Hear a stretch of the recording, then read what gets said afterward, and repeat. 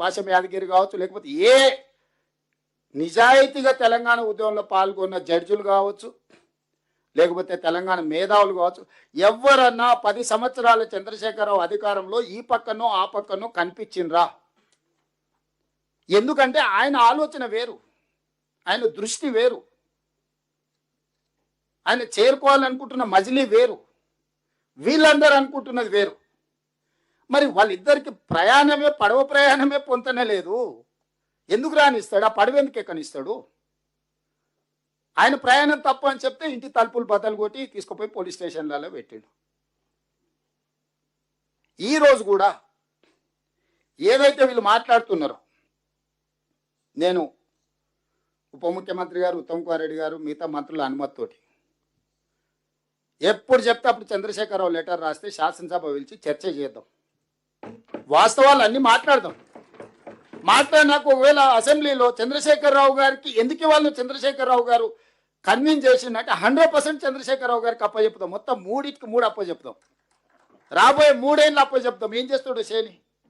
వారం రోజులు కాదు, కాళేశ్వరం ప్రాజెక్టు ఎల్ఎన్టీని లేకపోతే మిగతా వాళ్ళని కాంట్రాక్టర్లను తీసేసి హోల్సేల్గా మేజర్ కాంట్రాక్టర్ కింద ఈయనని ఇచ్చేసి ఈయన కింద వాళ్ళందరిని అపాయింట్ చేసి మొత్తం ఆయనకే అప్పచెప్తాం. ఉన్నోళ్ళందరినీ 60C కింద టర్మినేట్ చేస్తావా, లేకుంటే ఆయన కింద వాళ్ళని చేసి ఈయన మొత్తాన్ని హెడ్ ఆఫ్ ద కాంట్రాక్టర్గా చేసి వాళ్ళందరూ ఆయన దగ్గర పనిచేసిన వాళ్ళు వాళ్ళే కదా. ఆయన కావాల్సిన వాళ్ళందరినీ పెట్టుకొని దాన్ని ఎట్లా రిస్టోర్ చేస్తాడో చేయమనుండ్రి. ఇప్పుడు నిజంగానే చంద్రశేఖరరావు గారి వాదనలో బలం ఉంటే, చంద్రశేఖరరావు గారు ఏ తప్పు పాల్పడకపోతే, ప్రమాదవశాత్తు ప్రమాదం జరిగితే చంద్రశేఖరరావు గారు సభ ఎప్పుడు కోరుకుంటే అప్పుడు నేను పర్సనల్గా స్పీకర్ గారిని రిక్వెస్ట్ చేసి సభ పెడతా. వారు కోరుకున్న రోజులు, వారు కోరుకున్న రోజు శాసనసభ సమావేశాలు ఏర్పాటు చేస్తాం, శాసన మండలి సమావేశాలు ఏర్పాటు చేస్తాం. చంద్రశేఖరరావు గారికి ప్రత్యేక అనుమతి ఇస్తాం మండలికి. వారు పోయి అక్కడ ఉండి మండలి ఉండే సభ్యులను కూడా, లేకపోతే జాయింట్ సెషన్ పెడతాం ఒకటేసారి. స్పీకర్ గారిని కౌన్సిల్ చైర్మన్ రిక్వెస్ట్ చేసి ఎమ్మెల్సీలు ఎమ్మెల్యేలను జాయింట్ సెషన్ పెట్టి ఈ ప్రాజెక్టు మీద కూలంకషంగా చర్చ చేద్దాం వన్స్ ఫర్ ఆల్.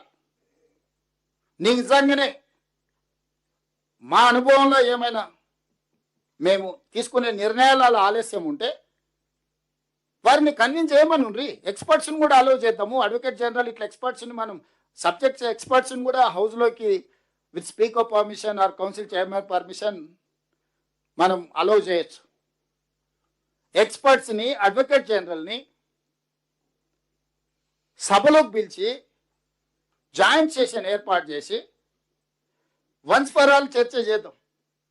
ఈ ప్రభుత్వం పారదర్శకంగా ఉంది. ఇక్కడ ఉన్న మిత్రులకు నేను స్పష్టంగా చెప్పదలుచుకున్నా, కేసీఆర్ చేసిన తప్పులకు తెలంగాణ ప్రజలకు శిక్ష పడకూడదు. తెలంగాణ ప్రజలు కట్టిన పన్నులు సొమ్ము వృధా కాకూడదు, గోదావరి పాలు కాకూడదు. చాలా ప్రాజెక్టులు కేసీఆర్ కట్టిన వాటిని వినియోగిస్తలేమా? సెక్రటేరియట్ కట్టిన వాడుకుంటూ వదిలేసినామా? తమిళనాడులో అట్లనే కడితే దాన్ని వేరే దానికి ఇచ్చిండ్రు. ఇంకొకటి ఏదన్నా కేసీఆర్ ఏదన్నా చెప్తే ప్రజలకు పనికొచ్చేది ఉంటే షాదీ ముబారక్ అయినా, కళ్యాణ లక్ష్మి అయినా, రైతు బంధు అని ఆయన పెడితే దాన్ని 2000 పెంచి రైతు భరోసా చేసి ఇంకా పెంచి ఇచ్చినాం కదా. ఇది కూడా ఆయన కోసం కట్టుకుంటే మేము ప్రజల కోసం వాడుతూనే ఉన్నాం కదా. దీన్ని ప్రజాభావం చేసి ప్రజలకు అందరికి అవకాశం ఇచ్చినాం కదా. ఎవరైనా రావచ్చు, ఎవరైనా పోవచ్చు, ఎవరైనా చూడవచ్చు. అయితే సీతక్క దగ్గర లేకపోతే బట్టల దగ్గర షాయిది అయిపోవచ్చు. సమయానికి వస్తే భోజనం కూడా పెడతారు వాళ్ళు. ఎవరిని ఈ గేట్లు ఎప్పుడైనా మూసిండ్రా? ఈ డిసెంబర్ 7, 2023 తర్వాత ఎవరైనా వస్తపోతే చూడారు ఎప్పుడైనా గేట్ బంద్ అయిందా? ఆ రోజు గద్దరాన్ని వస్తే గడ బయట గంటల కొద్ది ఎండ కూర్చోబెట్టారు. మనం వచ్చిన తర్వాత ఇది ఎప్పుడైనా మూత పడ్డదా? నిత్యాన్నదానం జరిగినట్టు ఇక్కడ అందరూ వచ్చిపోతూనే ఉన్నారు కదా. చిన్నది పెద్దది ఏదున్నా ప్రజలకు ఏ రకంగా వాడుకుని ఆయన ఉద్దేశం ఏ ఉద్దేశంతో కట్టినా ప్రజలకు ఉపయోగపడేది ఉంటే ఆ ఉద్దేశాన్ని మార్చినాం తప్ప వినియోగాన్ని ఆపలేదే. నిజంగానే ఇవాళ మేడిగడ్డ, అన్నారం, సుందిల్లా ప్రజలకు ఉపయోగపడేది ఉంటే